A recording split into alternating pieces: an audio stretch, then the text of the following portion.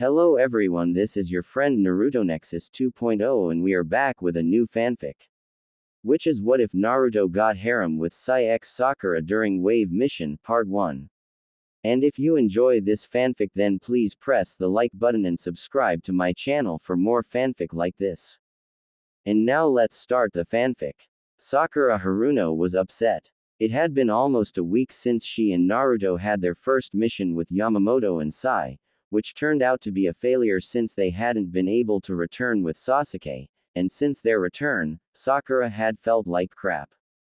Almost every day she woke up with a dull ache from the scar on her arm from Naruto's tail, but that was nothing compared to the pounding headache she would wake up to, which would come and go throughout the day, and she kept feeling weird, emotionally. Sometimes she would feel a sort of deep guilt or pain when she couldn't think of any reason for it. Sometimes, she thought she could hear someone faintly talking when she was alone.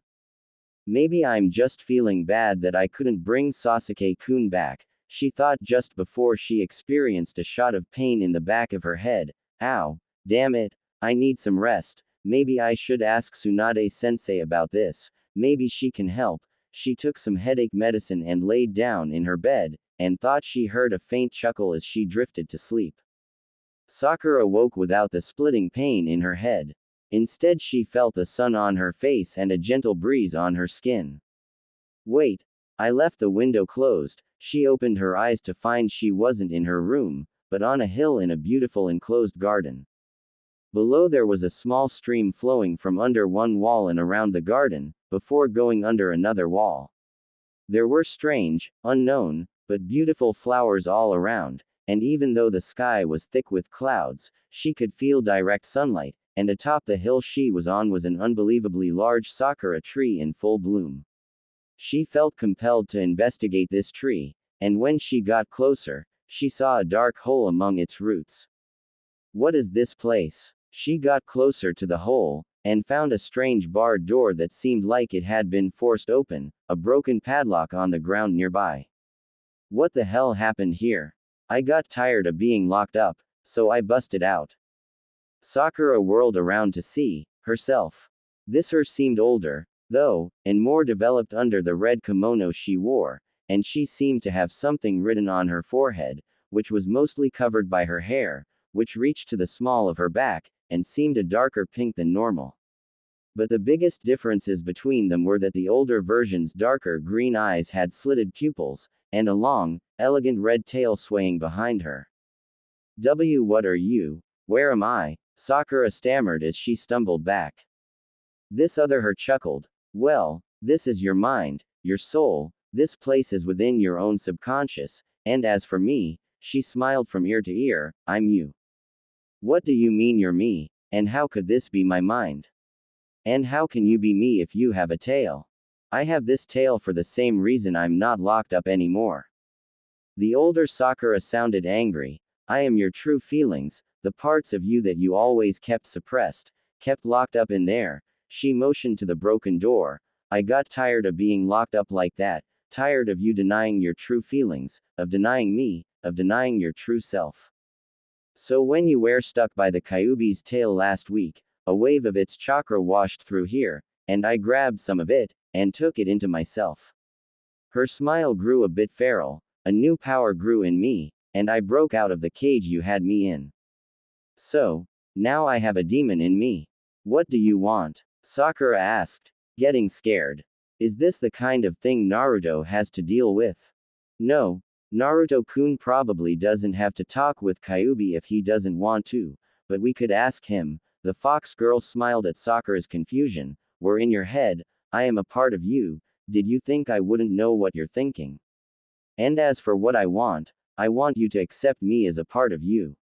I want you to accept your true feelings, and become the real you. What do you mean? There are feelings you have kept down and denied for years, things you need to accept, and once you do, there will be no purpose for me, we will become one. What are you talking about? I haven't denied anything. Yes, you have, you've denied the most important of feelings, forced it down and locked it away in favor of physical lust and attraction, and in the name of a childish crush you denied our true love. Sakura, dear, Ayaka Haruno called, opening her daughter's door. Oh, she's sleeping, my sweet little angel. She was probably working hard at the hospital again. The mother pulled a blanket over the young woman. I guess it's better than those missions she has to go on with. She left the room, closing the door behind her. But she didn't notice, as she left the room, a soft, red glowing aura surround her child. What do you mean? I've never denied my love, and I told him I loved him, but Sasuke-kun.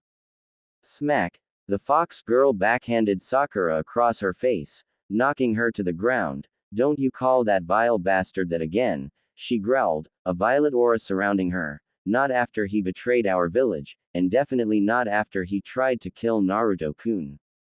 Naruto-kun, you're telling me you love him? Sakura said, dumbfounded. Fox Sakura took a deep breath, and tried to keep as calm as she could. No, I'm saying we love him. You're just so far in denial you couldn't find your way out with a map and compass. What are you talking about? I love Sasuke. She was cut off by a low growl. I do love Sasuke. He's dark, intelligent, handsome. And he's a cruel, hateful, spiteful, traitorous asshole who never showed a single positive emotion, always jealousy, hatred, and bitterness.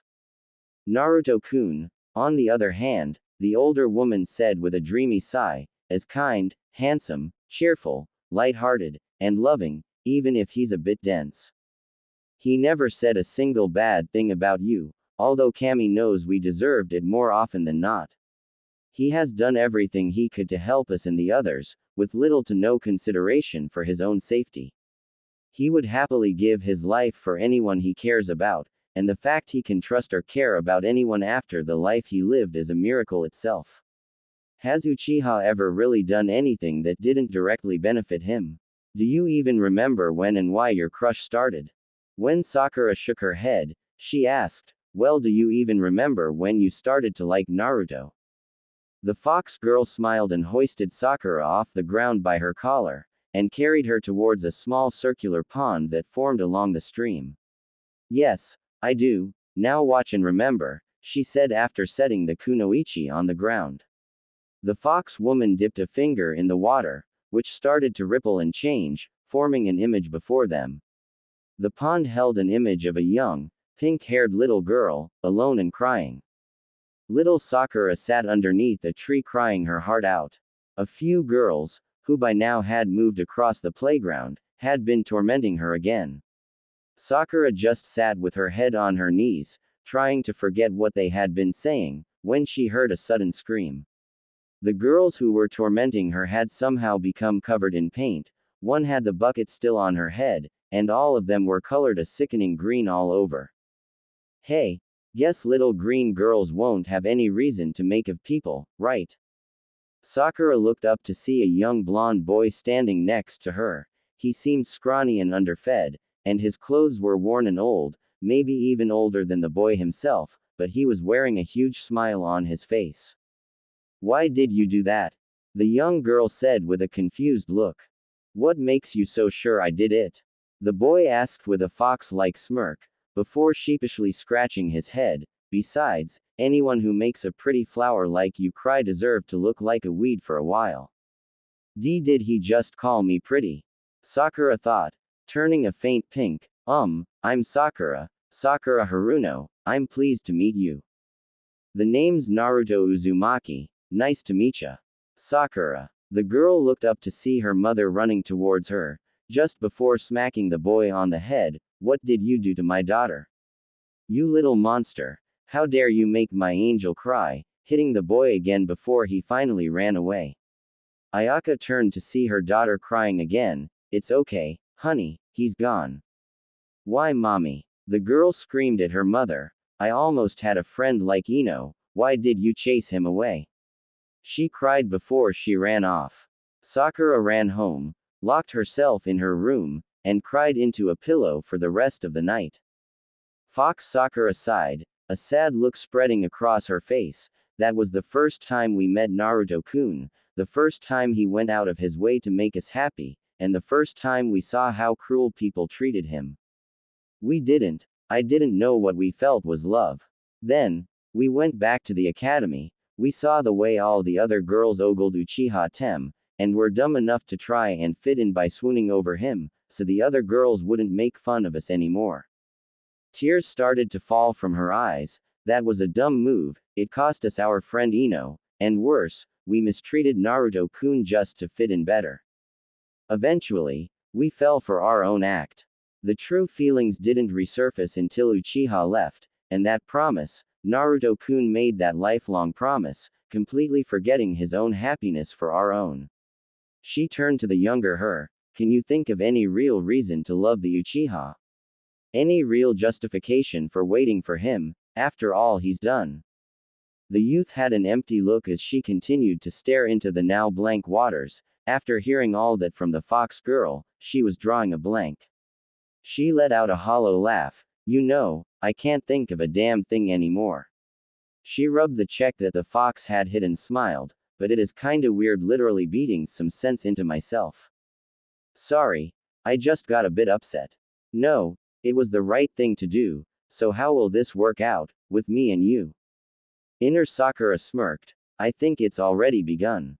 When you wake up, you should be complete again, but I'm not sure if my powers will stay with you, she said, idly reaching for her tail. If the fox chakra I've absorbed does take root in the main chakra flows, you may change physically, I don't know to what end though.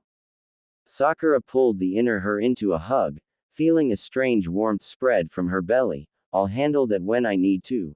Right now, I think I just want to go see our Naruto-kun. She looked up into the green-slitted eyes. I'll see you in the mirror.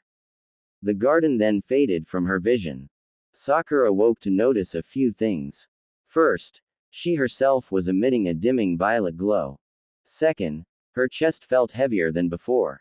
And lastly, she felt a strange pain in her lower back. She jumped from her bed and stretched a bit before she heard a strange rip and the pain disappeared. She rushed to her mirror to see if something had happened, and was pleasantly surprised. She wasn't quite as developed as her inner self, but her form had filled out more than before, and she had some more muscle on her frame than before. Her hair had darkened a bit and grown a couple of inches, her eyes had slits for pupils, and her ears had lengthened a bit, with pointed tips poking out from her hair a bit. Her new tail, which had torn through part of her shorts to get out, was the same hot pink color as her hair. I wonder if this means I am a demon now.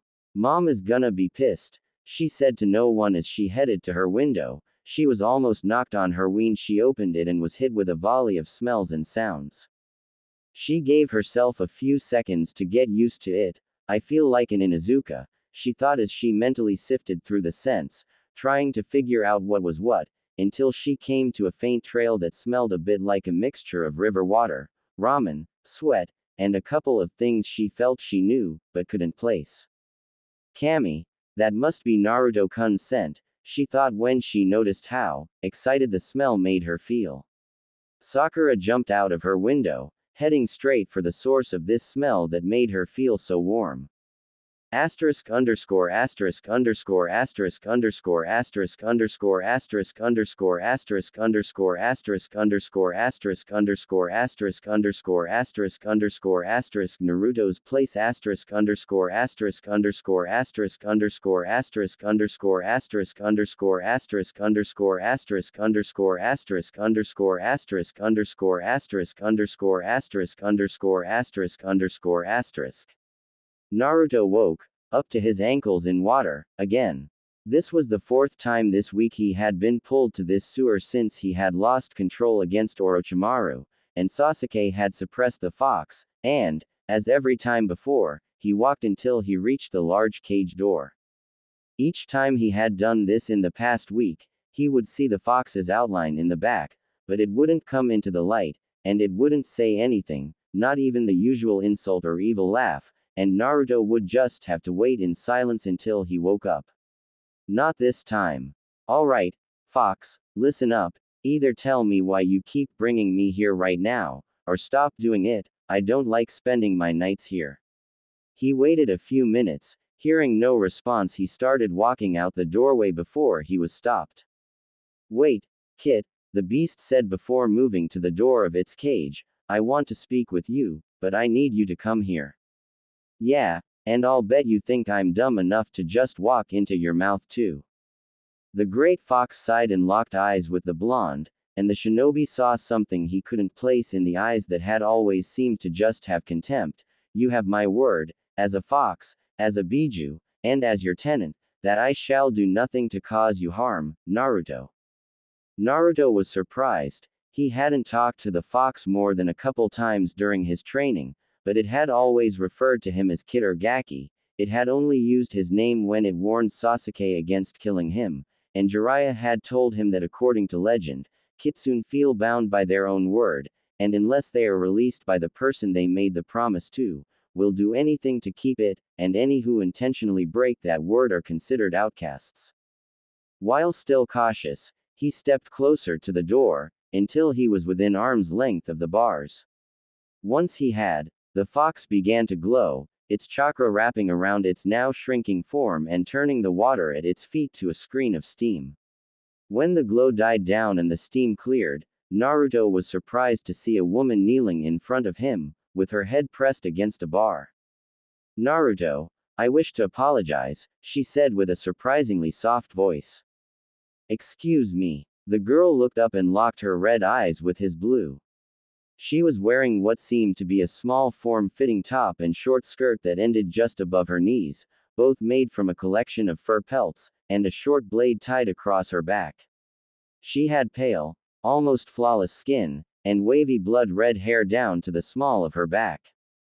I said I wish to apologize to you. Okay, but why? The fox woman sighed. Because it has bothered me, these past few years since we first spoke with each other. I've had nothing but time to think about the troubles I've caused you, the unjust hatred you suffered due to me, pain no child should be subjected to. And I've seen the way you acted in these recent years. You have worked hard to become stronger, and tossed aside your own happiness just to keep your word, to keep your promise to the pink-haired one. That itself is one of the most defining and respected traits among my kind. And unlike the lesser of my kind, you stick to the spirit of the promise, where they would have just followed the wording. What do you mean? Kyuubi smiled, rising to her feet showing she was a few inches taller than her vessel. Your exact words were, and I quote, "Don't worry, I'll bring him back." That's the promise of a lifetime. Had you just followed the promise, word for word, you would have killed the Uchiha, which you were perfectly capable of doing with my power flowing through you, and returned with his corpse. But in your mind, that was against the promise you made. And when you couldn't bring him back alive, and you knew he would get stronger, you tossed aside your life, your happiness, so you could get strong enough to keep the promise, even though bringing him back would probably result in the girl swooning over him again, leaving you alone, again. You even want to stop using my power. When we accidentally struck your friend during the fight with the snake creature and his bespectacled bitch, not caring that it would mean you would have to throw yourself deeper into training. I must admit, I admire your determination in this endeavor.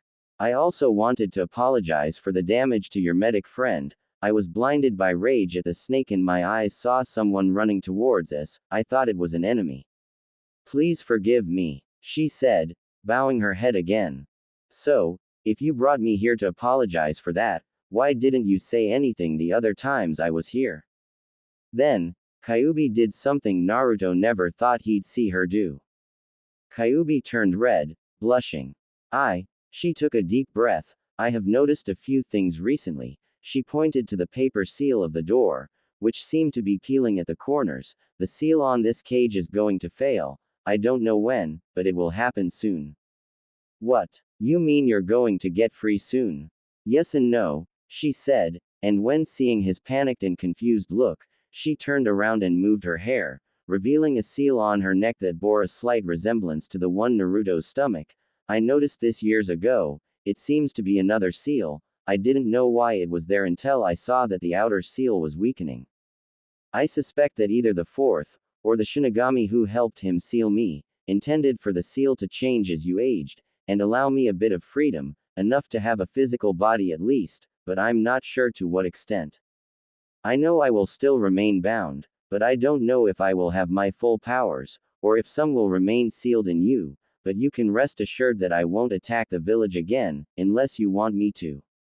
And since I will remain with you, I was thinking about a few things about you.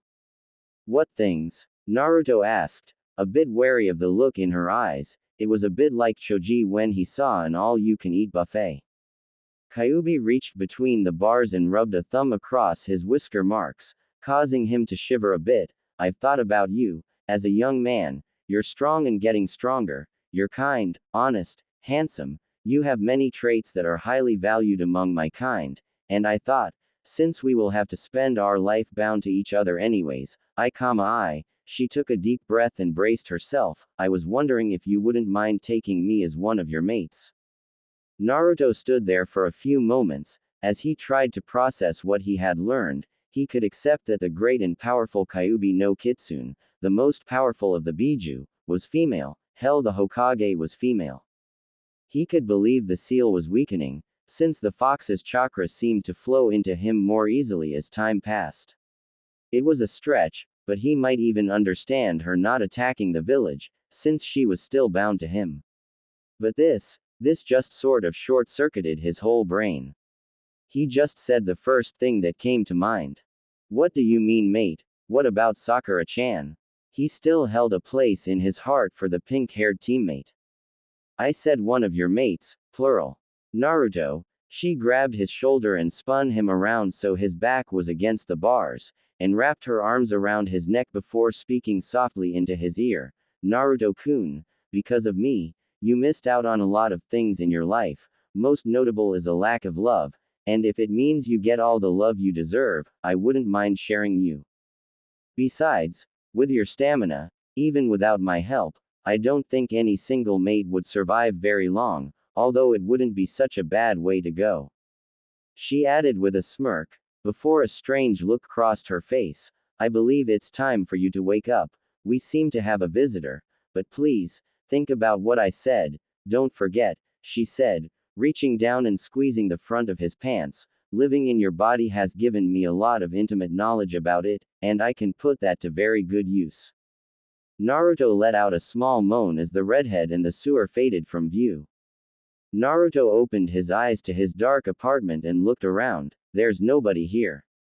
Careful, Naruto-kun, I sense a chakra signature near. It seems almost familiar. Whoa, Kyuubi, how are you doing that? I've been able to talk to you like this for a while. I just preferred speaking to you face to face. Naruto then heard a knock on the window and turned to see a pair of seemingly glowing green eyes staring back at him. Naruto-kun, can I come in? A sweet voice said as she opened the window. Naruto turned on the lights, and was surprised by what he saw. Sakura-chan, is that you? What happened? He was wondering if this could possibly be the same girl he had seen only a few hours ago. She had grown, enough so that it seemed her normal clothes were greatly strained to contain her newly enlarged assets, but the biggest changes were the almost glowing green, slit pupil eyes and the slowly swaying tail behind her.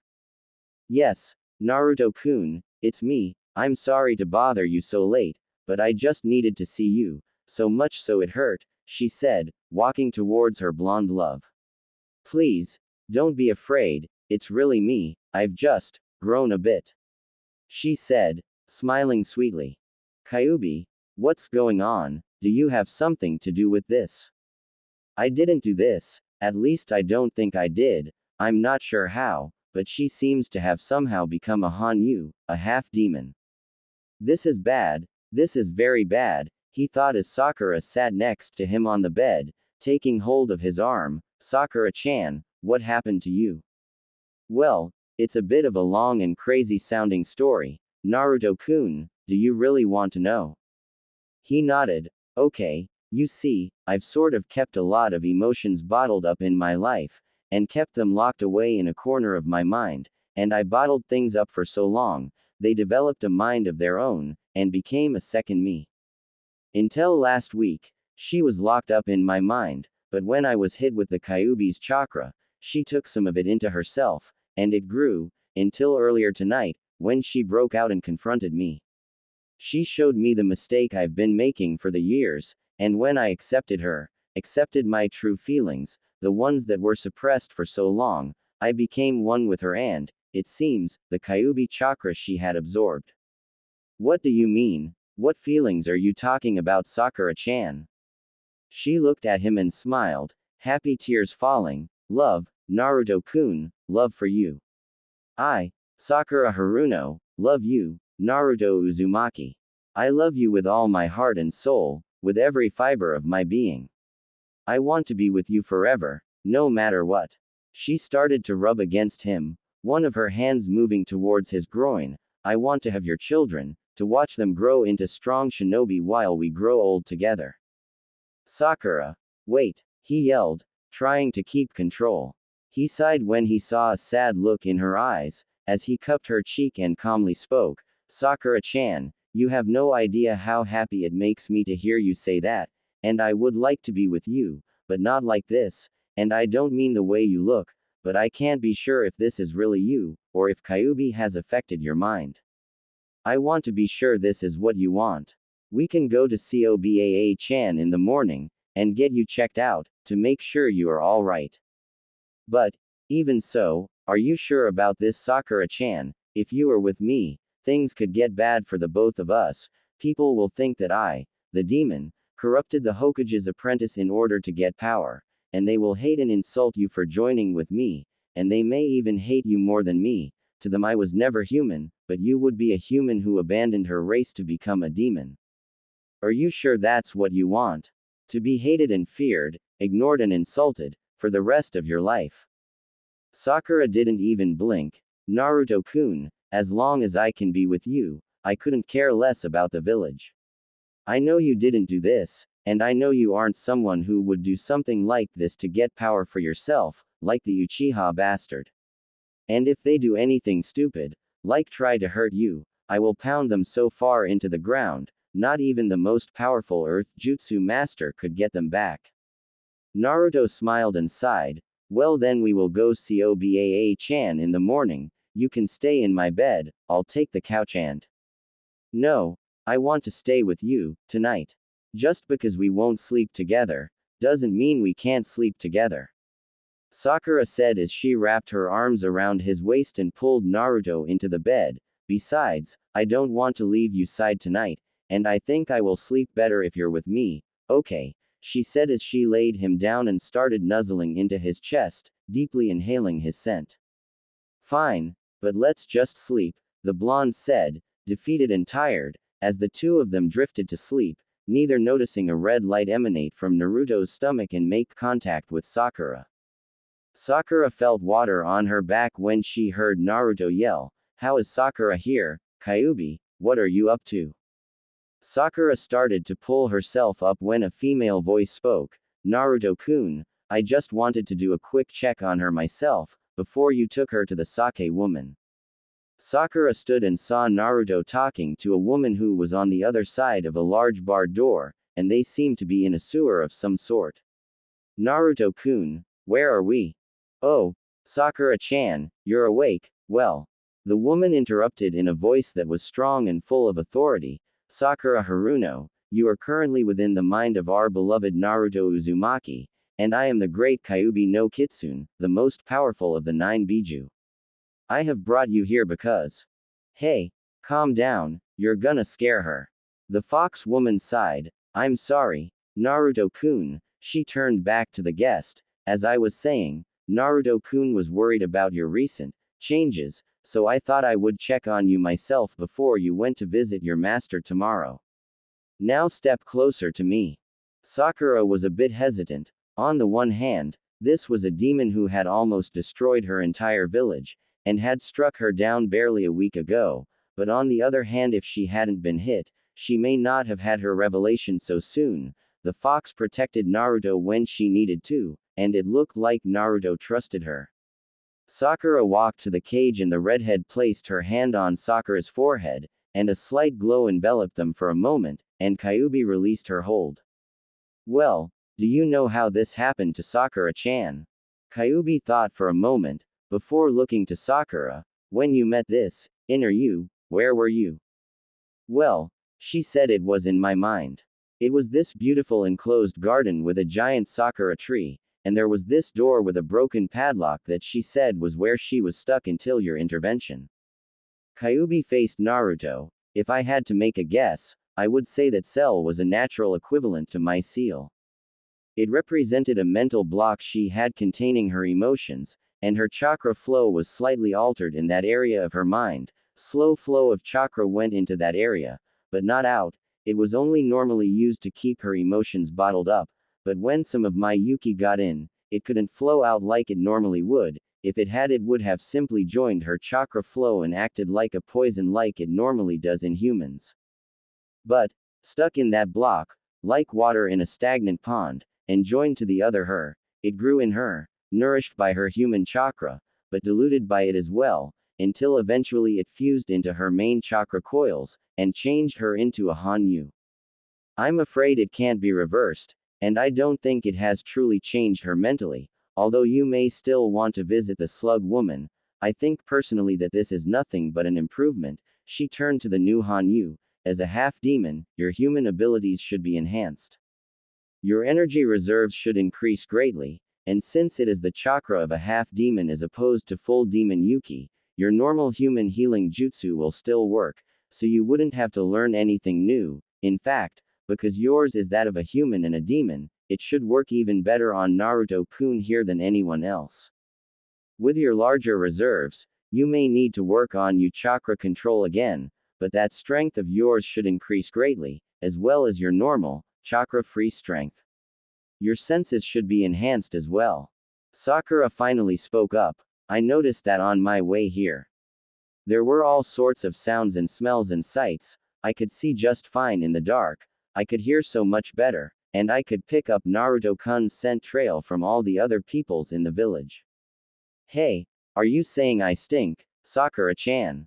No, actually, you smell a bit like river water, ramen, sweat, and, she looked to the Kyuubi for a moment, you smell a bit like her, too. I find it to be a strangely attractive combination. The Kyuubi smiled. That's just the enhancements, and you may even start to develop all new abilities. Like what? Well, off the top of my head, you may get Naruto-kun's transformation ability. But I already know the Henge no Jutsu. The Biju woman chuckled. That low-level illusion, that doesn't deserve to be called a transformation. What Naruto does is what we Kitsune do, it's an actual physical shapeshift. He actually changes his physical body into what he wants, but changing to something larger or smaller than yourself is difficult for novices, but Naruto-kun can help you with it. You may also grow into other Kitsune powers as well, but we can discuss that later. It is almost morning and I would like to talk to Sakura alone. She turned to her blonde vessel and smiled. Naruto-kun, can you leave the room for now, please? When he finally left, Kyuubi's expression turned serious. Haruno-san, I'm going to be frank, Naruto-kun has been through a lot because of me. He has been ignored, insulted, beaten to within an inch of his life, starved, poisoned, and hated. The one who sealed me here wanted him to be seen as a hero, but he has been treated as anything but. He has been denied almost everything in his life that he should have been given, and I seek to change that. Not long from now, I will be free from this seal. She saw a fearful look on the girl's face.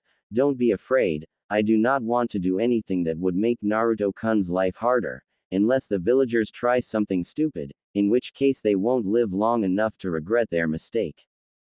But besides that, I want to tell you, the same way you wish to make him your mate, I want him as mine as well. Naruto has been denied love for most of his life, and I want him to have all that he deserves, even if that means sharing him with you and some select others. I want to know, are you willing to do the same? Sakura had to think about this for a minute. She loved him, but was she willing to share him? She knew that if he did such a thing, he wasn't the type of guy who would pick favorites or choose them just for. He would choose them because he felt for them and cared about them, and he would do his best to love them all equally. Then she thought about her friend, Hinata. It was no real secret, except to Naruto himself, that she was so deeply in love with the Jinchuriki that she might never get over him, and she might be willing to share if it meant she could be with him. Sakura smiled. As long as Naruto-kun gets what he deserves, I will always be there for him. Good answer. Now it's time to go. Take care of him until I can help, the fox woman said as things started to fade to black, and be thinking of more possible mates for our Naruto-kun. And there it is, the first chapter of the story. This will be a harem fic, and it will bash the living hell out of Mr. Emo loser bastard himself, Uchiha Sasuke, for those of you who didn't get that. Naruto and his girls will become Hanyu in this. I have already put some thought into the harem members, but I am open to suggestions. Kyuubi no Kitsune definitely, and I've already started her out in this, and I will give her a name later on.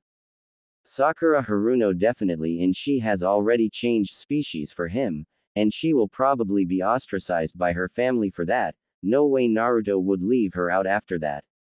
Hinata Hyuga definitely, in 2 reasons. 1. Naruhina is one of my favorite pairings.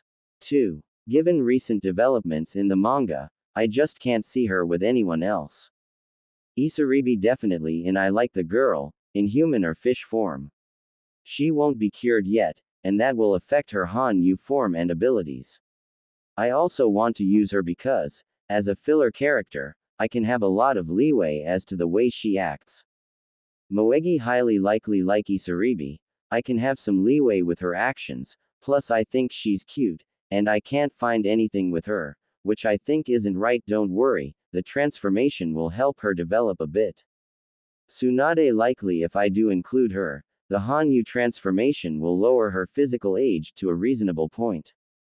Enko Mitarashi likely, they seem like a good couple to me, since they both went through a lot of crap in their life for stuff they couldn't control. Tamari likely, Naruto has pretty much saved her brother's life, and that probably tends to leave an impression on people. Ino Yamanaka possible, I think Sakura could help her see the light about Naruto. Shien possible, I plan to watch the movie before I even think of planning with her, but it's possible since I am also an Inuyasha fan, half demon and a priestess, but I would have to think if her powers would counteract a half demon transformation. Ayame Ichiraku possible, I am not sure if she will be with Naruto. If not, I'm putting her with Choji. Shizune slightly possible, she happens to be one of my favorite Naruto girls, but I'm not sure about her yet. I won't revive the dead, sorry Haku and Kin fans, but if that person only had an implied death, like Tayuya, I might use them. I am thinking about including her. Naruto thought for a moment. Alright, why did you attack the village? Kyuubi's mood dropped almost instantly, starting off strong. You may not like this answer, but I don't know why I did it. I have no real memory of the attack. One moment I'm in my den, just waking up, and the next I am staring down a Shinigami as my spirit is ripped from my body. I never really liked your village, and I like them a lot less now, but back then I would never attack without provocation. I know this may sound strange, but please believe me. Naruto stared at the ceiling for a moment. Do you give me your word that this is the truth? Yes, I give you my word that I have spoken not but the truth, Kyuubi answered without a scrap of hesitation. Then, I guess I have no choice but to believe you, but I still want to get to know you a bit better face to face before I truly consider making you a mate. Do you have any idea when you will get out? No, but it should be soon. Think of the seal like an old, rusty gate. When you draw out my Yuki, it forces the gate open a bit, but it's too rusted to swing back shut, so it opens a bit more the more you use my Yuki. In short, using my Yuki decreases the amount of time until I get out. So all I have to do is go out training in a tailed form for a while and you'll be here sooner. I wouldn't suggest that. It might draw unwanted attention from the other shinobi, and with your Sakura like this, we may want to lay low for a while. Plus, since you are still human, doing that would still be detrimental to your health. Besides, like I said, it should happen soon anyways. It could be a day or a week, but I'm fairly sure it should happen before the month is out, so just relax. Are you really that anxious to have me out of this cage? Well, you said it wasn't your fault that you are in there anyway, and I keep thinking of what everyone will think when they see Sakura-chan, and it wouldn't hurt to have some backup if the shit hits the fan. Naruto thought for a moment. Hey Kyuubi, I have one more question. Yes, Naruto-kun, what is it? Do you think anything will happen to me when you get out? Kyuubi was silent for a few moments before she answered.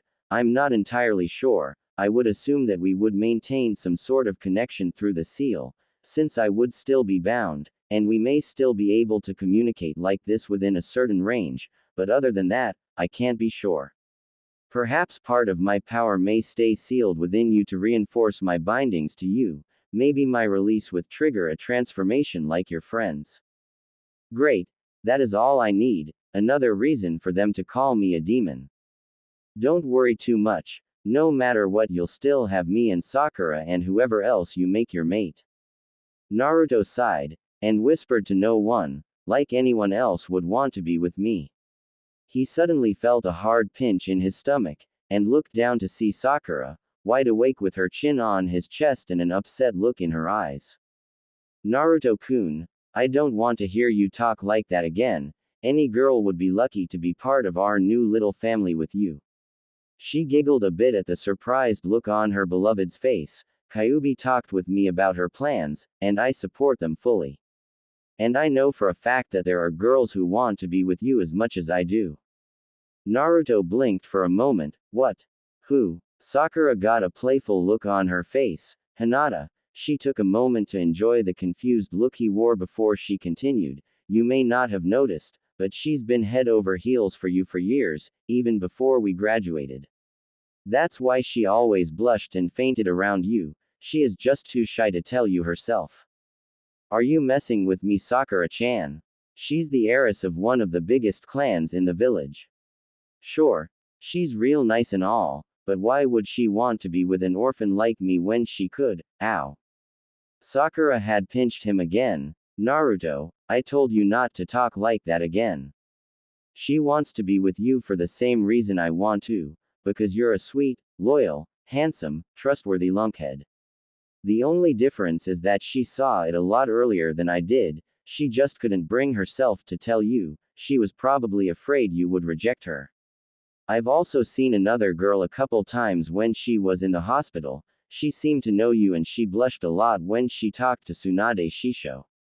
Speaking of Obaa-chan, it's almost 7, and Kyuubi said it would be a good idea to lie low, so we should get to her office before a lot of people are out on the streets, Naruto pointed out as he started to climb out of bed, only to be pulled back down.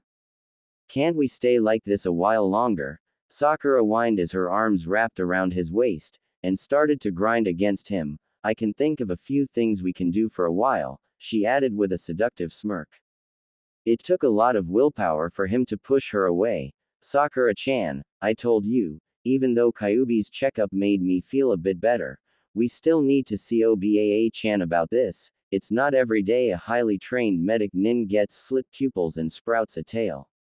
And it might also be a good idea to get a place where we will be away from the villagers until we can find a way to hide the tail, or at least a good explanation that won't get me crucified. Like I would let them do that to my Naruto-kun. Sakura-chan, remember that your strength is probably greater than normal, and we don't need you accidentally killing someone. Now, please, let me out of the bed, he said as he squirmed out of the fox girl's grasp, and landed head first on the floor, hearing Sakura giggle as she hopped out of bed and helped him to his feet. Thanks, Sakura-chan, now I need you to do something. I want you to try and henge yourself to look normal. Sakura was a bit confused, but tried anyway, and it worked, sort of. Sakura, as she had been a day ago, stood in the room for a few seconds, but then she felt strange, like there was a pressure under her skin, trying to pop out of her skin. Then in a plume of smoke, she changed back. Naruto shook his head. I was afraid of this. What happened, Naruto-kun?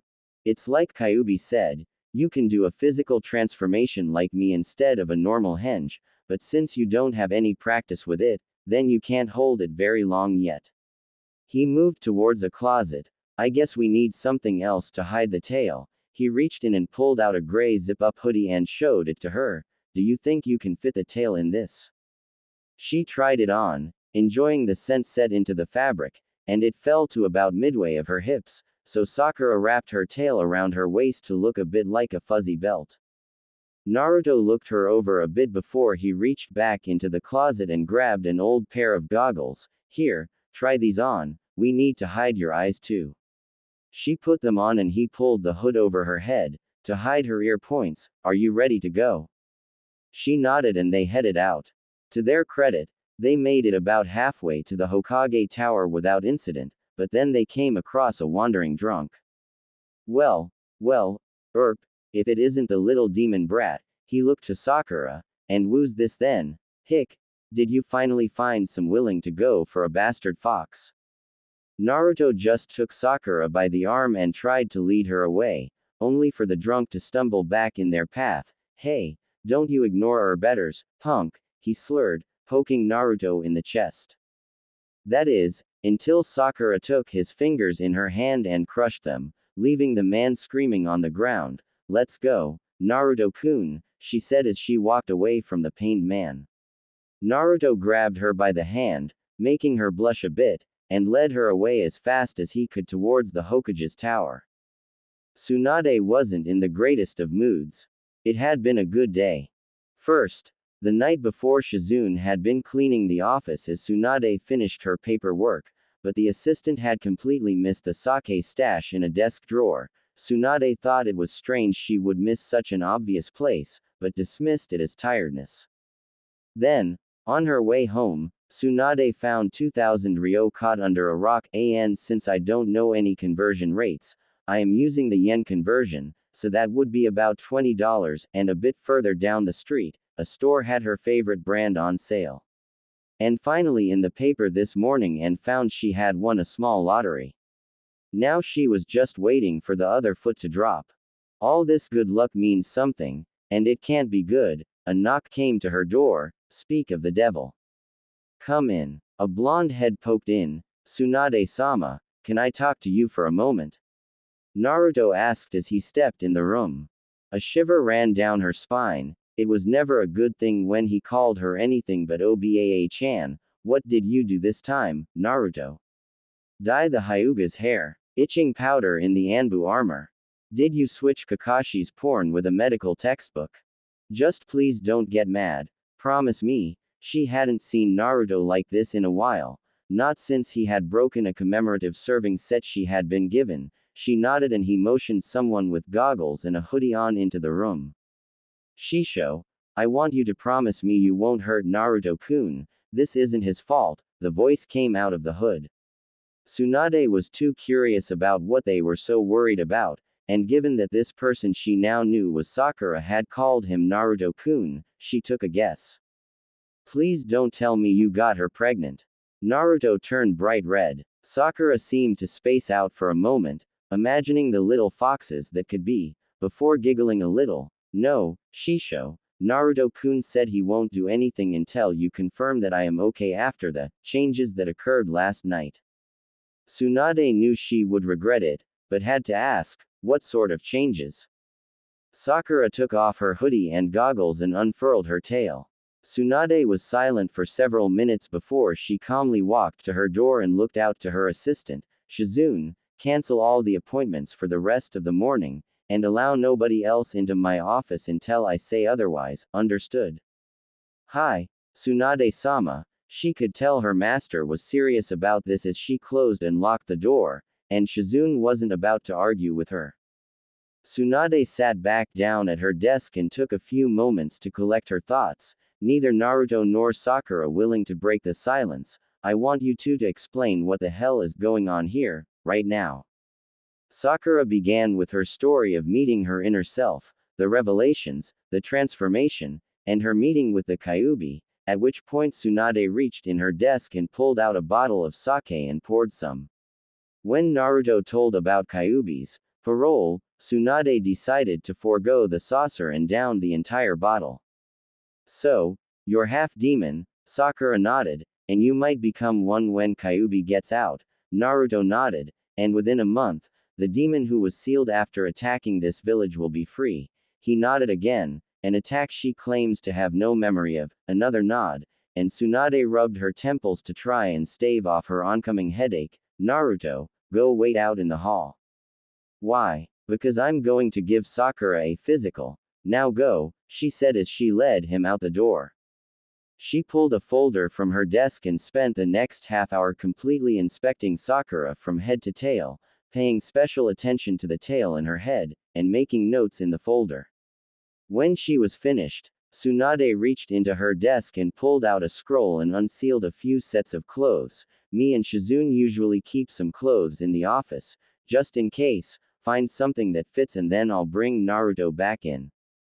Sakura put on one of Shizune's spare kimonos. It was a bit tight and she had to cut a hole in the back for her tail, but she was okay with it. She also borrowed a pair of Shizune's panties, but the bra was too small and seeing as Tsunade apparently didn't wear one, Sakura would have to go without.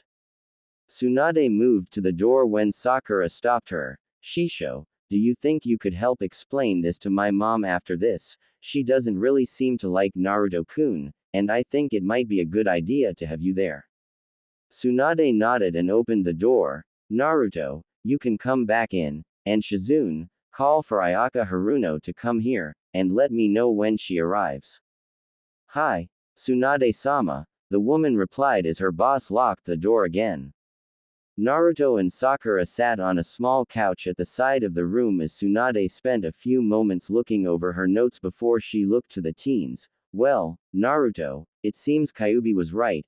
During my examination, I found none of the damage or scarring on the brain that usually accompanies the forced change of mentality from jutsu or drugs. I did find a few other things that interest me though. She flipped through a few of her notes. Sakura's muscle fibers have become significantly denser than an average person, even more than normal shinobi. She looked to her apprentice. Your eyes, aside from the slits, seem to have developed a membrane similar to the tapetum lucidum found in cats and dogs, which would explain your increased night vision.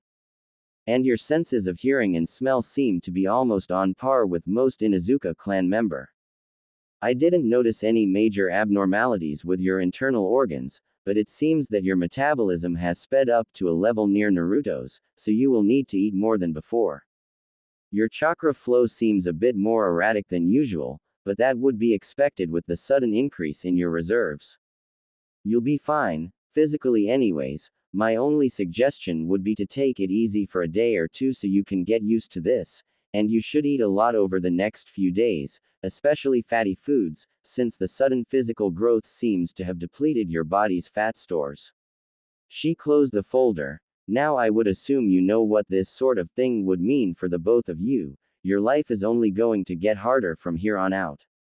Sakura nodded vigorously. I know, Shisho, Naruto warned me. Quite frankly, though, I don't care. The people will just have to accept us, and if they try anything, they had better pray Anbu gets to them before me. She cracked her knuckles for good measure. Tsunade chuckled. She is my apprentice after all. There was a knock at the door. Tsunade-sama, Haruno-san has just arrived, Shizune said, her voice muffled by the door. Thank you, Shizune, I'll be there in a moment. She turned to the teens and spoke in a quieter voice. Hide behind the couch for a bit, and no funny business. They did as they were told, albeit with red faces. Once they were hidden, Tsunade went to the door and showed Sakura's mother in, closing the door behind her and applying a privacy jutsu, then moved back and sat at her desk. You asked to see me, Hokage-sama. Yes, Haruno-san, I have been asked to inform you of something, but it should be made clear, this is a matter of great importance, so you will not speak until it is over, understood?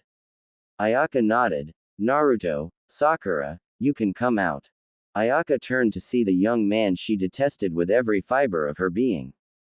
Her husband had been one of the ninja killed during the Kyuubi attack when she had been about 4 months pregnant with Sakura, and Ayaka had always hated the demon child for it.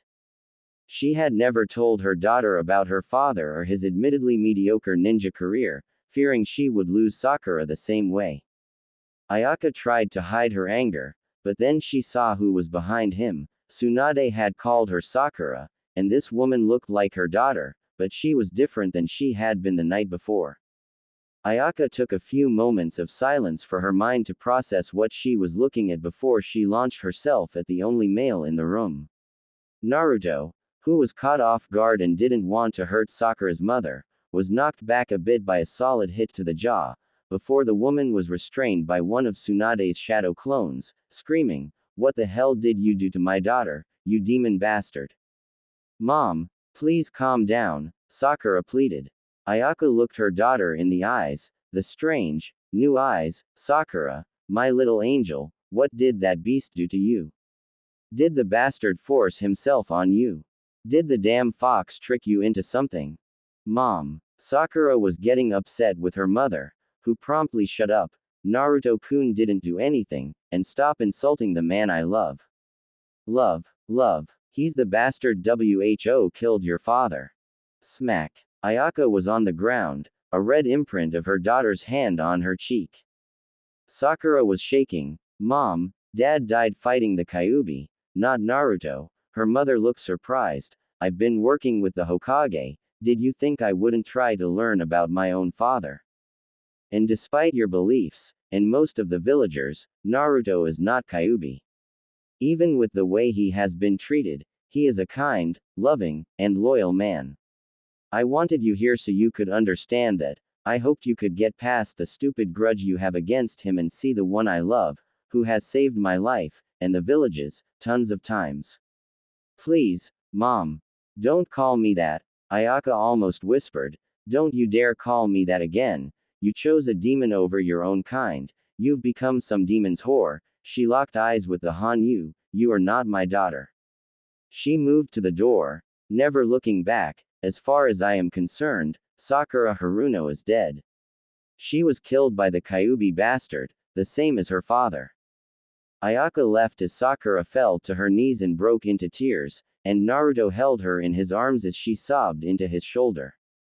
Shizune came in, hearing Ayaka's comment about Sakura being dead, and was surprised to see a fox girl crying on the floor, but before she could ask any questions, her mentor addressed her. "Shizune, I need you to do something quickly." Shizune nodded.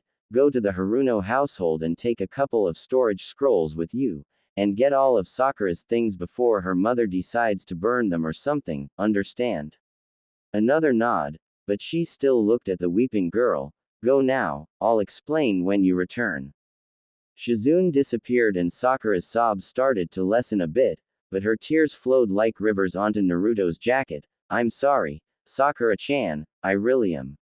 She shook her head, rubbing her eyes into his shoulder. "It's not your fault, Naruto-kun. I knew she wouldn't take it well. I knew she would be angry, but I didn't think she would go as far as to. She couldn't bring herself to say it." She started sobbing again. Naruto looked to Tsunade. "What do we do now?" The elder blonde sat on her desk and thought for a moment. "I think one of the first things you should do is inform your friends about everything. If Kyuubi is going to get out of the seal, then it would pretty much negate Sensei's law, and it would be better for them to hear it from you than a biased villager or ninja, and since Sakura can't hide her tail, they will find out something is up eventually."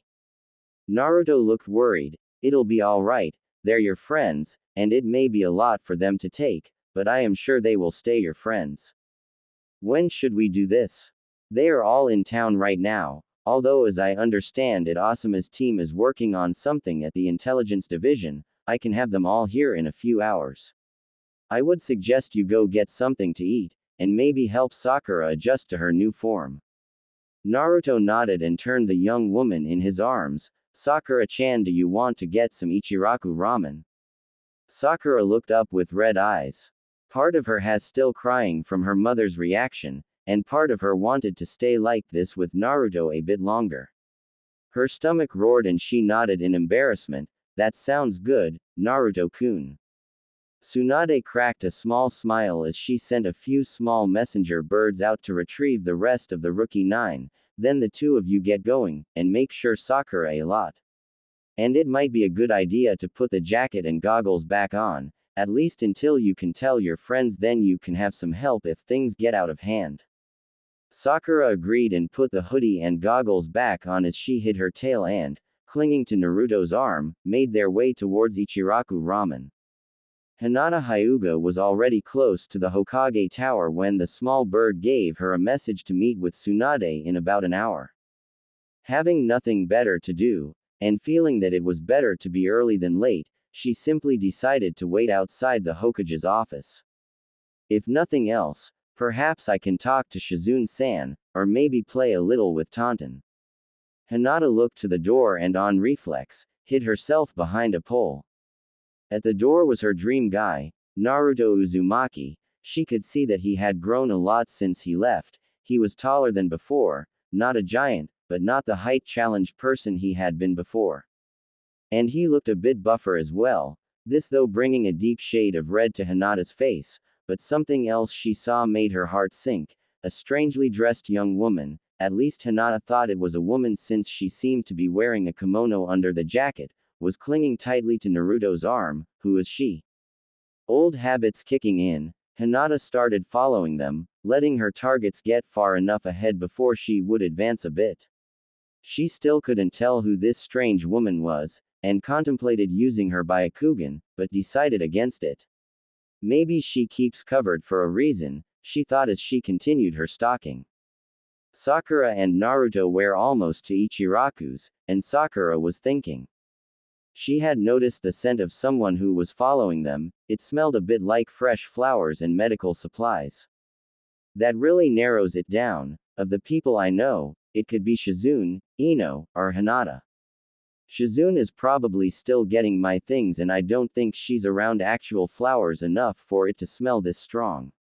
Ino isn't usually the type to stalk like this, but she probably wouldn't recognize me, so she might wonder who Naruto is with, or if he got over me on his trip, she could be following to find out. Given her past experience, Hinata is more likely, and if it is her, I should talk to her before the meeting, to let her know she still has a chance with Naruto-kun. Naruto was about to lead Sakura into the ramen stand when she stopped. Naruto-kun, I need to go find a little girl's room, would you mind ordering for me? Sure Sakura-chan, what would you like? Sakura started around a corner. Surprise me, but remember I need to eat as much as you do, okay? And she was gone from sight. Once she knew she was out of sight, Sakura shunshined behind the source of the scent, trying to keep hidden, and doing well. She wasn't very surprised to see a head of long, dark navy blue hair peeking out of an alley. She slowly snuck up behind the young woman. Hinata watched as her favorite blonde led this new girl to what had to be his favorite eatery in the village, if not the entirety of the elemental countries. She couldn't quite hear what they were saying, but she saw the other woman went around a corner and out of sight. For a few minutes, Hinata stood in the alley, debating whether or not she should follow the woman and find out who she is, or pay a visit to her whisker-marked hero. Before she could decide, a hand covered her mouth as another snaked around her waist and pulled her further into the alley. Hinata was about to defend herself, when a familiar voice whispered into her ear. You know, Hinata, it's not polite to spy on your friends. Sakura, the heiress said in a muffled voice. She could turn her head just enough to see it was the strangely dressed person, but she knew the voice. Yes, it is me, Hinata, and to answer your next question, yes, I am on a date with Naruto-kun. She felt Hinata slump a little in her arms, and could see tears forming in the pale lavender eyes. Sakura raised a hand from covering her mouth and wiped a teardrop from the young woman's cheek. Hey, no need to cry, Hinata-chan. I came over here to let you know that is me and another girl in Naruto-kun's life, are willing to share him. Hinata was about to speak, but was silenced by a finger on her lips, as Sakura spoke in a slightly more seductive voice. Shish, no need to talk yet, Hinata-chan. I can't explain everything right here, but I will tell you this. The other woman first told me about sharing him, and I agreed fully, and you were the first person I thought of when that thought came to mind. You got a summons to Tsunade Shisho's office, right? Hinata nodded. Most everything else will be explained there. Now remember, it is your choice, but it is also a choice that will change the course of the rest of your life, so don't take it lightly. However, she moved her hands to cup the heiress's S. I hope you do say yes, and we can all have some fun. Now run along to the tower. We will finish eating quickly and then you will learn everything. And in a rush of wind and leaves, Sakura was gone, leaving a blushing, confused and, to her further confusion, aroused Hinata standing in the alley. Hinata stood there for a few minutes, her mind trying to process Sakura's words and actions. It took everything she had not to pass out there in the alley. She began to make her way towards the Hokage Tower. Opposed to her slow pace, her mind was racing the entire way. When Sakura entered the food stand, Naruto already had 5 empty bowls next to him and was already finishing his 6th. She sat down in the empty seat next to him, which already had 4 full bowls cooling in front of it. Naruto finished the noodles in his mouth before turning to face her. Hey Sakura-chan. I wasn't sure whether you would want pork, chicken, miso, or beef, so I got you one of each. Sakura was ravenous, and inhaled the ramen almost as fast as Naruto. I've eaten here before, but it never tasted this good. Maybe it's a fox thing, she thought as she started on her 5th bowl. Tsuki and Ayame were amazed. They had never seen anyone keep up with Naruto like this. Whoever this girl was, if she came by as often as Naruto, they might be able to build on an addition by the end of the year. By the time they were ready to leave, Naruto had gone through a grand total of 16 bowls, and Sakura was close behind with 14. They left the money as Ayame hefted the bowls back to the kitchen to wash. The pair made their way back to the tower slowly, feeling a bit sleepy from their little feast. When they got to the door to Tsunade's office, Shizune was waiting with a couple of scrolls in her hands that she held out to Sakura. She spoke in a low voice, "Here are your things, Sakura. Books, blankets, clothes, everything. I also included some sewing supplies since your old clothes won't quite fit anymore. Tsunade-sama told me what happened with your mother, and I wanted to let you know if you need anything, you can come to see me, okay?" "Thank you, Shizune." Naruto put his hand on Sakura's shoulder. "Is everyone here, Nei-chan?" Shizune nodded and he turned to the Hanyu. "Are you ready for this, Sakura-chan?"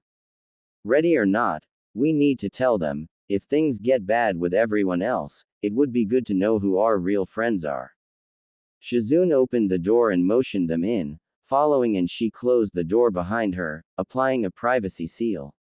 In the office, Naruto and Sakura stood in front of Tsunade's desk next to the Hokage and in front of teams Asuma, Guy, and Kurenai, as well as Kakashi and Yamato. Tsunade had left Sai out of the summons since she didn't trust any pawn of Danzo. Tsunade could see the 2 teens were nervous, so she spoke first. "I have called you all here for a very serious reason. It concerns an S-class law. This law was first put into place around the time you were all babies. Now this law will probably be as good as nullified within a few weeks, but even so, until then you are to follow it on pain of death, understand?" The younger ninja nodded, while the Jonin paled a bit at the thought of what could nullify that law. "Naruto, would you like to take over here?" Naruto sighed. "May as well. This particular revolves around the battle against the Kyuubi no Kitsune about 15 years ago. We were all told that the Yondaime Hokage was able to kill the Kyuubi at the cost of his own life. That was only half the truth." The rest of the former rookies looked surprised, both at the information and their friend's cold tone. The 4th did indeed die to defeat the Kyuubi, but he couldn't kill her. All he could do was seal her away within a newborn baby, whose chakra coils would be able to adapt to the increased flow from the fox, a boy who was born on the 10th of October. The 4th had wanted him to be seen as a hero, but shortly after the sealing, word got out about the boy, and the village began to cry for the baby's death. The others were angry, except Hinata, who was in tears. She knew what Naruto's birthday was, and had a good guess who the village had wanted to kill. "So Sandame Ojii," Naruto continued, "put this law into effect, which said that no one was allowed to speak of the boy's burden, especially to the younger generation, in hopes that he might live a normal childhood. Unfortunately, that was another wish that didn't come true. even though they couldn't tell their children, they still told them to stay away from the boy, or worse, the parents would encourage the kids to beat him up, rewarding them with candy and such. As the boy grew, things got worse. He was routinely beaten and poisoned at the orphanage he stayed at until he was finally thrown out. He spent a few days on the streets before the Hokage found him and got him an apartment as well as an allowance. But most of the stores either overcharged him for expired food, or didn't allow him in at all. But the boy, despite the hatred and the beatings, tried to keep smiling through it all, despite the pain and confusion he felt, since for most of his life even he didn't know about the Kyuubi. He tried to make friends, but almost everyone refused to see him as anything but the fox. Foolish, everyone turned to Shino, who spoke in a slightly angrier form of his usual monotone, and a slight buzz was coming from his bugs. You are no more a fox than I am an insect. Everyone looked at Naruto, who had a sad smirk. Ya know, I thought it would be either you or Neji who would figure it out and say something first. Wait a minute, so Naruto's a fox? Kiba yelled, earning him a whack on the head with a large scroll from Tenten. Baka, think before you speak, he's probably no more a fox than this scroll is a kunai, shuriken or sword, the weapon specialist yelled. Shino nodded. She is right, Kiba, it is like my situation. I am not an insect simply because my body houses my Kakei insects. This information does explain a few things, but I wonder, Naruto, what sort of an event would negate such a law? Yeah, well you see, Naruto started scratching his head and smiling nervously. Last night I talked to the Kyuubi, and she told me that she will get out of the seal before the end of the month. Almost everyone in the room visibly paled. Choji even stopped eating. Hey, don't worry, she said she'll still be bound to me, and she promised she wouldn't attack the village unless I want her to. Naruto, Ino sounded worried. How are you sure we can trust Kyuubi after the whole tried to destroy the village thing? Ino, Choji said with a thoughtful look, if I remember correctly from the old legends my dad told me when I was little, foxes like Kyuubi are stuck when they give a promise, kinda like Naruto. Naruto nodded. Choji's right, Kyuubi promised, and I trust she will keep her word. Wait a minute, you keep saying she and her. Are you saying the Kyuubi is a chick? Naruto nodded, and Kiba clutched his sides and broke out laughing. You're telling me that all that was done by a vixen? What, was she PM Sing or something? But Kiba's laughs were cut short when he caught a swift kick in the groin from Tenten and he dropped to the floor crying. Once again, Inubaka, think then speak. Tenten was surprised at the new information, but proud that such a powerful being was female. Lee decided to ask what he had wondered since Naruto had entered. Pardon, Naruto-san, but who is this friend of yours? He asked, motioning to Sakura. Naruto sighed. This is another reason you were all called here. He looked to Sakura. Are you ready? Sakura nodded and removed her jacket and goggles, looking up to see a bunch of surprised faces. Hey you guys, she said meekly, waving a bit. Ino was the first to do anything. She walked up to Sakura and formed a tiger seal, then placed her finger to Sakura's head, muttering, Kai. When nothing happened, she almost yelled, forehead, what happened to you? She looked to Naruto, who put his hand on her shoulder and nodded. Sakura took a deep breath and turned back to the group. During our mission last week, we ended up facing down the Sannin Orochimaru. Naruto-kun attacked him and started to draw on Kyuubi's power. The problem was he drew on too much of her power, and lost control, but he was holding his own against Orochimaru, but I was afraid he was losing himself, that he was becoming a monster just to keep his promise to bring the Uchiha back. I tried to rush to him and talk him down, but I got hit with some of Kyuubi's chakra, and some of it got into my system. Now, in a normal human her chakra would disperse and act like a poison, hindering the victim's movement and causing them pain until it is worked out of their system, but there was something different about me. She turned to her old friend, Ino, do you remember during our first Chunin exams, when you used your jutsu and ended up getting thrown out of my head? Ino nodded. Well, it seems that other me you encountered was made up of a lot of repressed personal feelings that developed into a separate personality. Over the past few years, I developed a sort of mental block around that other me. But, it was a very strong mental block, almost like a natural seal. I didn't realize it was there and it didn't trouble me, but when I got hit with Kyuubi's chakra, some of it got caught in the block and absorbed by the other me, and it grew until last night when I met the other me. We had a bit of a talk and I sorta absorbed her. When I did, I also absorbed the diluted Kyuubi chakra and I became the Hanyu you see here. The whole reason we called you guys here is because me and Naruto needed to know who we can trust now. She saw confused faces on their former classmates. You see, once everyone in the village sees what I have become, they will probably assume that this is Naruto-kun's fault, and try to hurt us, so it is a good idea to know who is willing to help. We already had a bad experience today. She started to cry a bit, and Naruto wrapped his arm around her. Naruto looked to his friends. We tried to explain all this to her mother, but she isn't really a big fan of me. She disowned Sakura. Sakura broke into new sobs and Ino stepped forward to comfort her friend. Also, Kyuubi has told me that there's a chance I will change like Sakura-chan when Kyuubi gets out of the seal, so we thought it would be a good idea to make sure you guys will hear the truth and whether you'd still be willing to help us when we need it.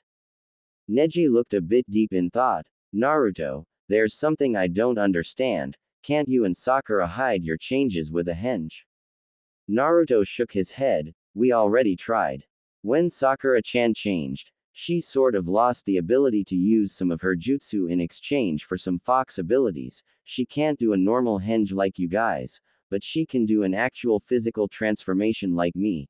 The problem is that she can't hold it for more than a few seconds at the moment. He noticed everyone looking at him a bit strangely. What's wrong? Kakashi sounded a bit astounded. You said you do a physical transformation instead of a normal henge, right?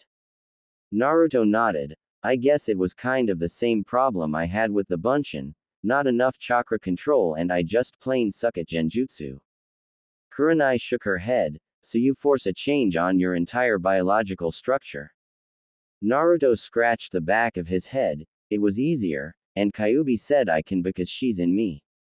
Kakashi suddenly had a weird look on his masked face. Wait, so that means every time you use that jutsu, you actually became a woman. Suddenly every male in the room was staring at Naruto. Even Kiba had climbed back to his feet. All of them, even Yamato during his Anbu duties, had, at least once, had a run-in with what they had thought was an illusionary hot blonde. But to know that Naruto was actually Naruto at the time was rather off-putting. Yeah, I guess. Tsunade decided to get things back on track. Yes, as interesting as that is, and I would like to run a few tests to see the extent of that transformation, we need to get back on track here. We need to know that all of you will be willing to stick by Naruto and Sakura. There are elements in this village that want nothing less than Naruto's head on a pike, and others who see him as nothing but a tool to be aimed at their enemies, and while they are strong, it would always be good to have allies. Yash. We would never abandon our comrades. Lee and I will never do something as unyouthful as leaving Naruto and Sakura in their time of need, right Lee? Guy exclaimed, striking his good guy pose. Of course, Guy-sensei. While not as vocal, everyone else agreed with the sentiment. Naruto had helped them in one way or another, they couldn't say no. Tsunade dismissed everyone to mull over what they had learned. The group decided to go out to eat together. Everyone was talkative on the way to the restaurant except for a certain heiress in the back of the group. Sakura said she would share Naruto-kun, and I can only guess that the other woman is the Kyuubi herself. Would Naruto-kun really want me, and what would this mean between Sakura and I? The earlier insinuations from the pink-haired Hanyu, for some reason, still left a pleasant warmth somewhere inside the young Hyuga woman, and the thought of being with both her and Hinata's dream guy was almost enough to make her pass out again. Perhaps it's not such a bad idea. The group made their way to Team 10's usual barbecue place. Having learned about Naruto's burden, They all started to notice things they were only thinly aware of before, but now that they knew what they were looking for, some of them wondered how they could have missed it. They could almost feel the glares directed at the blonde. At one point, Akamaru actually lashed out when someone had called Naruto a demon brat, a little too loudly for the dog's liking, and when the man was about to get mad about it, he was met with 9 angry teens, some who were brandishing weapons. After this, people started giving the group a wide berth. Once they had gotten to the restaurant, they had another surprise as they placed their orders. The sheer amount Sakura asked for after everyone else ordered had even Choji's jaw on the ground. When the waitress, after giving Sakura an "Are you serious" sort of look, left, Sakura noticed the looks everyone but Naruto was giving her. What? Ino giggled, and you call me a pig? The pinkett folded her arms. Tsunade Shisho said I need to eat more because my metabolism sped up. She thought for a moment before giving her friend an evil smirk. What's the matter, Ino? Jealous that I can eat as much as I want without gaining weight? Naruto, attempting to defuse the situation, interjected. Don't worry guys, it's my treat. Now everyone gave him a weird look. What? Kiba laughed a bit. Naruto, I don't think you could cover Sakura's new appetite, let alone her. Everyone else and Choji's FAUMF. Shikamaru clasped his hand over Kiba's mouth. Naruto just ignored the dog Nin's comment, and reached into his pocket, pulling out a small scroll, unrolling it to the first seal. He cut his thumb just enough to draw a little blood. When he drew his finger across the seal, a rather sizable roll of bills appeared, after which he rolled the scroll back up and put the bills in his wallet. Naruto, where did you get that kind of money? Ino asked with dollar signs almost visible in her eyes. Naruto just scratched the back of his head. Well, sometimes Ero Sennin wasn't willing to get away from his so-called research. I would have to find a way to kill time, so sometimes I would just go to a casino for a bit, and it turns out I'm pretty lucky at gambling. A few places even banned me because I won too much and they thought I was cheating, even though they couldn't prove anything, but I still saved up a lot of money. He said, patting a few more scrolls in his pocket. Then, just don't tell Ba-chan. Sakura her head, why not Naruto-kun? Well, she might get mad, and I want it to be a surprise. He saw more confused looks and continued, I don't know if you guys know this, but before me and Ero Sennin brought her back, Ba-chan was a big gambler, and she would usually lose big and skip town on her debts.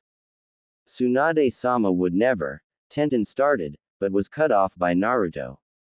Yes, she would and did, but don't hold it against her, it was one big rough patch in her life. Anyways, she left a lot of debt marks, and I'm talking huge marks, all over the elemental countries, and while we traveled, I managed to win almost all of them. You aren't planning on blackmail, are you? The bun-haired girl asked, secretly brandishing a kunai under the table. Naruto raised his hands defensively. What? No, I don't want you guys to tell her because I was planning to for her birthday. Most of the group smile and had the same basic thought.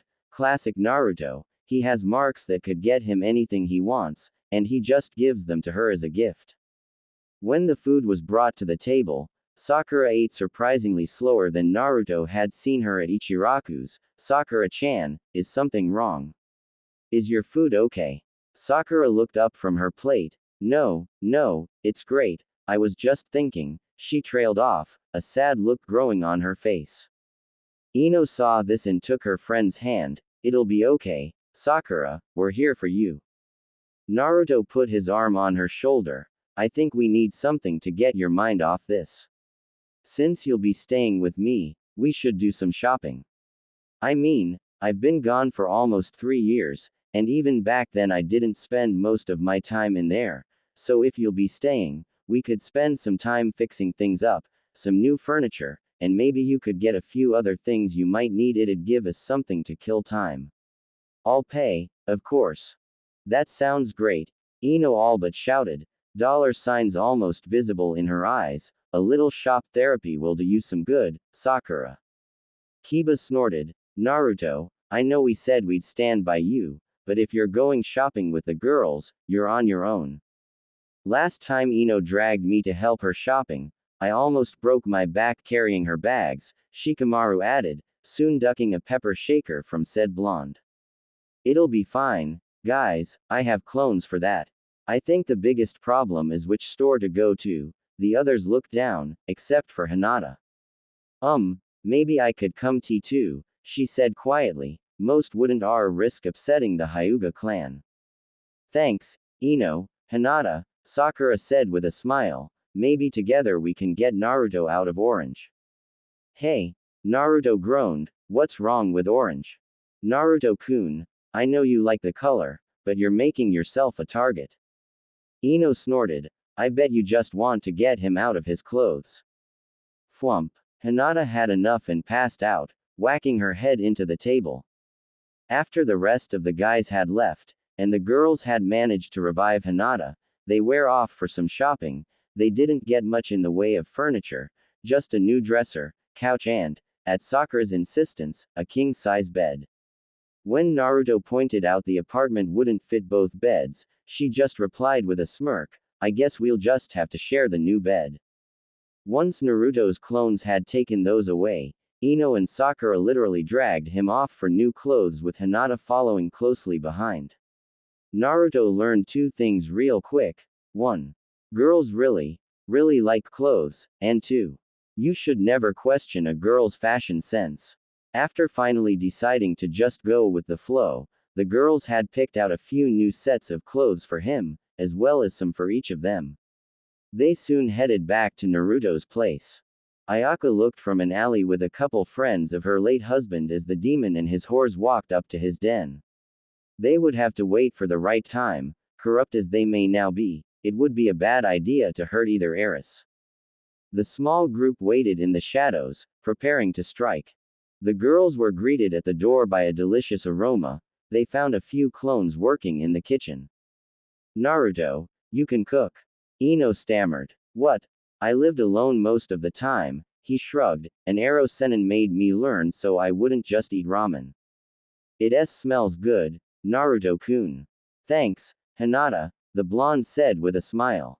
Once Naruto and Sakura had gotten everything put away, the clones served the food and, to the further surprise of the girls, it was great. He had made kushiyaki as well as some motoyaki and some dango for dessert. Once they saw the time, Ino and Hinata had decided it was time to leave and said their goodbyes, but not before Sakura snuck a quick pinch to Hinata's, mouthing, think about it, when the blondes couldn't see it. Soon after Hinata and Ino had left, Naruto was brushing his teeth and preparing for bed, when he felt a pair of arms snake around him, and a pair of something else press against his back as a voice purred into his ear. Naruto-kun, you know, I got a clean bill of health from Tsunade-sama, we're all alone and we have a new bed to break in. Before Naruto could react, he was in another room, pinned on the new bed with the pink-haired fox woman over him. When he tried to speak, she covered his mouth with her own, her tongue crawling in, rubbing off some remaining toothpaste she pulled back, smacking her lips, minty. Sakura-chan, wait, but he was cut off when the girl took his wrists and placed a hand on each of her tits, slipping them under the nightshirt she was wearing. Naruto-kun, she cooed, I know you want to be noble and take this slow, and a small part of me agrees, but a larger part has been waiting for this for too long. She began to make him need her as she straddled him, slowly grinding against him, and it seems a large part of you wants this too. Her hands left his and cupped his face, Naruto's hands unconsciously continuing their ministrations. I've hurt you a lot in the past, Naruto, and I will do anything to make it up to you. Sakura-chan. Before he could say anything else, his arms released the fleshy orbs and clutched his gut in pain. Naruto-kun. Sakura prepared to use a diagnostic jutsu, but before she could get past the second sign, and before she could register a group of unknown people that burst through the door, they were all thrown back by an incredible burst of chakra. Hinata was halfway back to her clan compound. She was walking relatively slowly as she was lost in thought. She was wondering how much things would change soon. Kyuubi would be getting out and, Although Naruto hadn't said much about her, he trusted her and that was good enough for Hinata. Naruto might, himself, become a Hanyu like Sakura, and that thought sent little fox-tailed chibi Naruto's dancing in her head and her heart fluttering. But all too soon the memory of Sakura's offer made those visions change to a beast-like, feral Naruto pinning a fox girl version of Hinata to the ground, before he positioned himself behind her and initiating the mating rites. Hinata's fantasy was cut short when she sensed a burst of chakra from behind her. She rushed back, fearing for a certain blonde. Tsunade was sipping some of her sake when she felt the chakra burst and almost inhaled her saucer, and spent a couple seconds coughing and sputtering.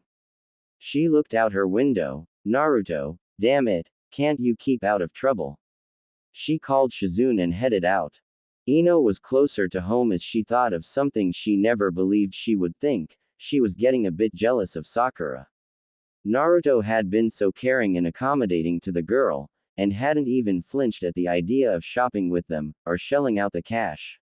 And Ino could tell he was more than just some sugar daddy.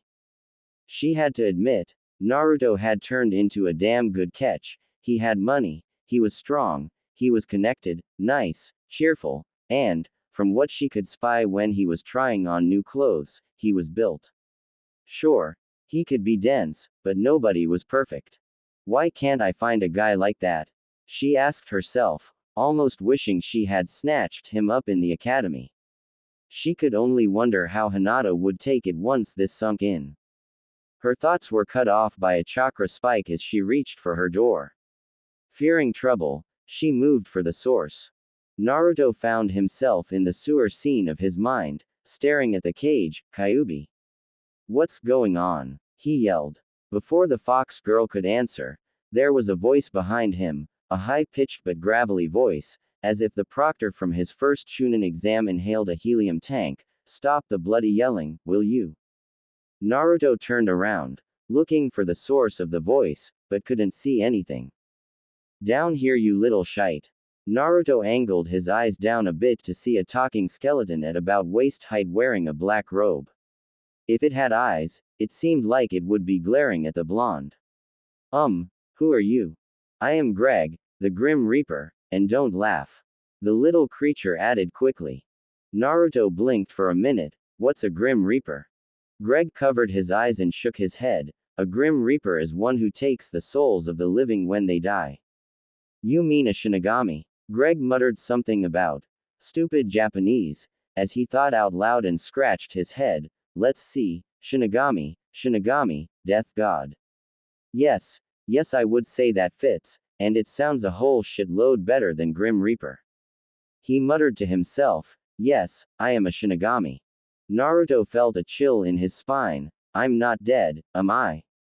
No, if you were dead, I wouldn't bother talking to you. Then why are you here? Because that bloody horn-headed, purple-skinned bastard chose this of all weeks to use some of his paid vacation days. Before Naruto could question this further, Greg reached into the sleeves of his robes and pulled out a pair of glasses and a dusty scroll. Putting on the glasses, which seemed to hover on his non-existent nose, he opened the scroll and looked at the blonde. Name: Naruto. Surname: Greg inquired. Uzumaki. Right. Greg looked at the scroll for a moment before looking back. I, Greg, Grim Reaper, identification number 33,467-81204B, am here on behalf of the Office of Souls, Death and the Hereafter to hear the case for parole of. He looked back to the scroll, the Kyuubi no Kitsune. That's Kyuubi no Kitsune, said Fox growled, finally making her presence known. Right. Greg waved off the girl's complaint. I am here to hear the case for parole from jailer Naruto Uzumaki. He looked up, as the jailer of the Demon Fox. Do you, in all confidence, believe she has been rehabilitated to an extent that she can be placed back into the physical realm? Naruto thought for a moment before looking confusedly at the Reaper. Greg sighed. Do you, he pointed to the blonde, then to the caged girl, think that she should be allowed out? Yeah, I guess. Naruto scratched the back of his head nervously. You guess. I mean yes, I do. Naruto nodded vigorously. Greg turned back to his scroll. Are you saying this of your own free will, without any threat to yourself or any close to you? Naruto nodded. I need you to say it out loud for procedure's sake. Oh, sorry. Naruto smiled sheepishly. Yes. And will you agree to having her bound to you in the physical realm and retaining your place as the warden and jailer of the demon? Yes. Right. Greg then turned and waddled in front of the cage, looking the prisoner, Kyuubi no Kitsune. Yes. Kyuubi stood straight, staring at the skeleton. Your warden has seen fit to grant your parole. There will, however, be rules. He looked back to the scroll, unrolling it a bit more. First, you will have to follow the orders of your keeper. This includes the possibility of him, either temporarily or permanently, ordering you back to this cage. Do you understand this? Kyuubi nodded. Greg sighed and looked up. Follow procedure, please. Yes, I understand. Good. He looked back to the paper. Next, your binding will keep you within a certain distance of your jailer, a distance that will change over time. Is this understood? Yes. Right. Thirdly, when you are initially released, you will be at about half of your former power. The other half will be used for the following reasons. 1. 1/9 of your full power will stay to maintain you link with your jailer, and will never be recovered in the physical realm, and 2. 7/18 of your full power will be used to change your jailer to a form more suitable for his responsibilities. Do you understand? Kyuubi thought for a moment. A point of clarification. What did you mean, will never be recovered? In the physical realm you will initially start with half your true power, and while your power will recover over time, you will never have more than 8/9 of your full power. The other 9th is used sort of as an anchor or collateral.